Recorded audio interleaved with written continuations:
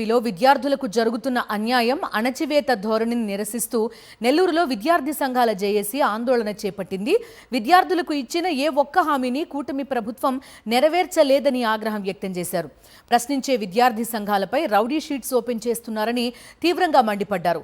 యువత గొంతు నొక్కాలని చూస్తే సహించబోమని ఆగ్రహం వ్యక్తం చేశారు విద్యార్థి సంఘ నేతలు.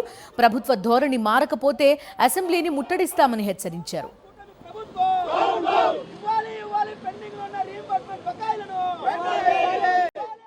20 నెలల క్రితం చంద్రబాబు నాయుడు గారి ప్రభుత్వం అధికారంలో రావడానికి ముందు మేనిఫెస్టోలో విద్యార్థులను యువకుల్ని లక్ష్యంగా చేసుకుని మాకు రకరకాలటువంటి హామీలు మా యువకులకు కావచ్చు, విద్యార్థులకు కావచ్చు, నిరుద్యోగ వృత్తి కింద 3,000 ఇస్తాము, జాబ్ క్యాలెండర్తో ప్రతి సంవత్సరం 4 లక్షల ఉద్యోగాలు ఇస్తాము, ఫీజు రీంబర్స్మెంట్ బకాయిలు చెల్లిస్తామని చెప్పి రకరకాల హామీలు, దొంగ హామీలు ఇచ్చి ప్రభుత్వం ఏర్పడి 18 నెలలు గడుస్తున్నప్పటికి కూడా ఏ ఒక్క హామీని కూడా సక్రమంగా అమలుపరచకుండా మా హామీలను మాకు ఇవ్వండి, మీరు చెప్పినటువంటి ఏదైతే మేనిఫెస్టోలు పెట్టాలో అవి అమలుపరచండి అని అడిగినందుకు ఈరోజు ఆంధ్ర రాష్ట్రంలో విద్యార్థుల మీద, యువకుల మీద అనేక రకమైనటువంటి దుర్మార్గమైన అన్యాయంగా అరెస్ట్ చేయడం, వాళ్ళ మీద కేసులు పెట్టడం, వాళ్ళ మీద రౌడీ షీట్లు ఓపెన్ చేసే దుర్మార్గమైన పరిస్థితి బహుశా భారతదేశంలో ఆంధ్ర రాష్ట్రంలో ఉందని తెలియజేస్తా ఉన్నా.